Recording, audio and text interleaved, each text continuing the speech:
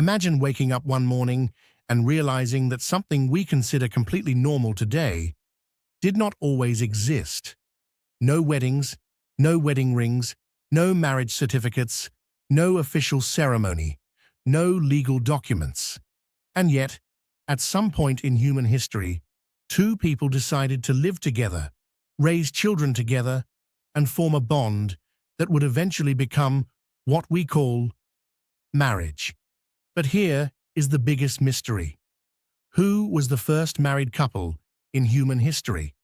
Was it a man and woman living in a small prehistoric shelter?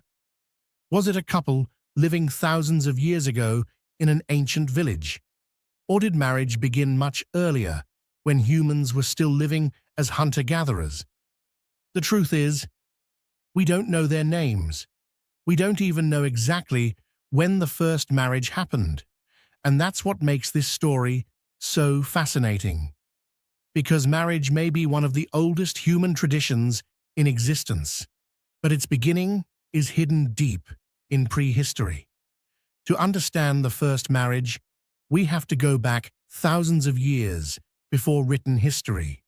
There were no cities, no kingdoms, no written laws, no churches, no government offices, and certainly no marriage certificates. Early humans lived in small communities. They moved from place to place, looking for food, water, and shelter. Life was difficult. Finding food was difficult. Protecting children was difficult. And surviving dangerous environments required cooperation. A single person could survive, but a group could survive better. And within these groups, relationships between men and women became important for raising children and maintaining social bonds. But here's the important part. Living together does not automatically mean marriage. Humans could form long-term partnerships without having a formal institution called marriage. So the real question is not, when did humans first fall in love? The real question is, when did humans begin formally recognizing a relationship between two people? And unfortunately, there is no single moment we can point to. Marriage probably developed gradually. Think about early human life. A mother had to care for a child who could not survive alone. For years, children depended heavily on adults for food, protection, and learning. This created enormous pressure on families and communities. A stable partnership could help. Two adults could cooperate. One could help gather food. Another could care for children. Both could protect the family. And relatives and members of the wider group could help too. Over generations, societies developed rules about relationships, children, inheritance, and family responsibilities. Eventually, these rules became traditions, and in some societies, those traditions became marriage. So marriage may not have been invented by one person. It may have evolved slowly as human societies became more complex. Now imagine that we could travel back thousands of years. We walk across an ancient landscape. We see a small group of humans living together. There is a fire in the center. Children are playing nearby. Adults are preparing food. And among them are two people who stay together. They share food. They protect each other. They raise children. The entire group recognizes them as a pair. Was that marriage? Maybe. But we have no way of knowing. There were no cameras, no written records, no official documents. Their lives disappeared into history. This is why historians and archaeologists cannot give us the name of the first married couple. The earliest marriages probably happened long before writing existed. Thousands of years later, humans began settling down. Instead of constantly moving from place to place, some communities began living in permanent settlements. People started farming. They domesticated animals. Villages grew. Population increased. And something very important happened. People began accumulating property. land, animals, houses, food stores, tools, and wealth. Now family relationships became even more important. So, what did an ancient wedding look like? There wasn't one universal wedding ceremony. Different cultures had different traditions. But in ancient Mesopotamia, surviving evidence describes a process that could include an agreement or marriage contract, exchanges involving families, a ceremony or feast, and the bride moving into the husband's household. A feast could be an important part of the process. The community could witness the union, and the marriage could become recognized socially and legally. In other words, marriage was no longer just something happening between two individuals. It was becoming an agreement recognized by society. As civilizations became larger, marriage became connected to law. One of the most famous examples is the Code of Hammurabi. Hammurabi ruled Babylon in ancient Mesopotamia during the second millennium BCE. His famous law code contained 282 laws covering many aspects of society, including family and marriage-related matters.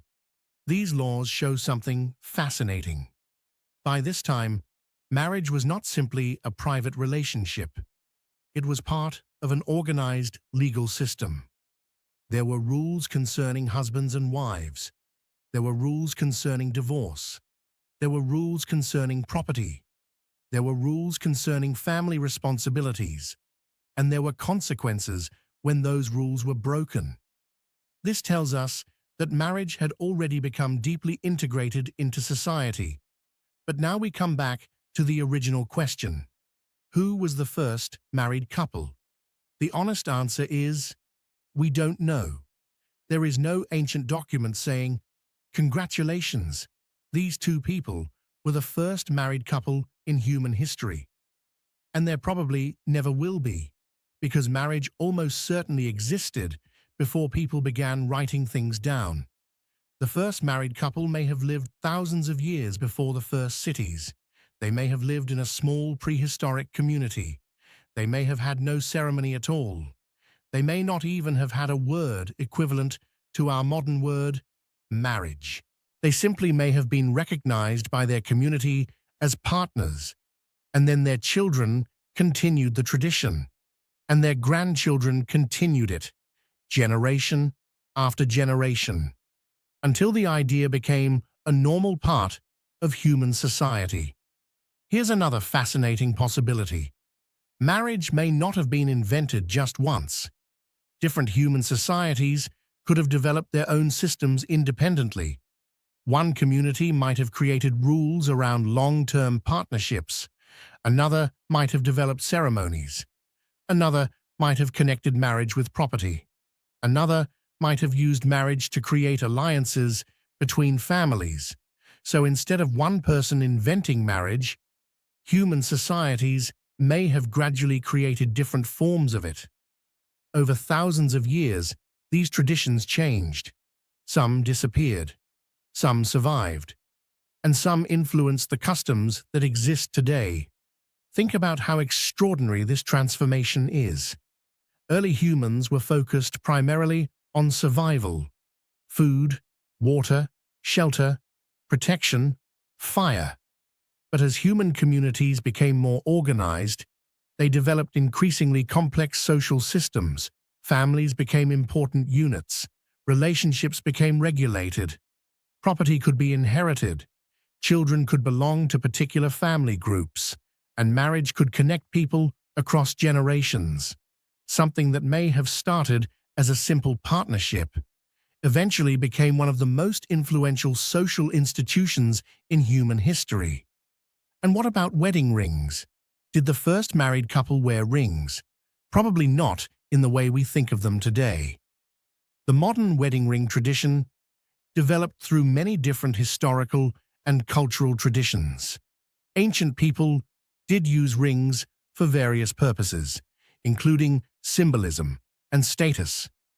But we cannot point to one ancient couple and say, they were the first people to exchange wedding rings. Again, the exact beginning is lost, and that's a recurring theme throughout human history. We often know that something existed, but we don't know who did it first. Now comes the question everyone wants to know. Did the first married couple actually love each other? Maybe, but we simply cannot know.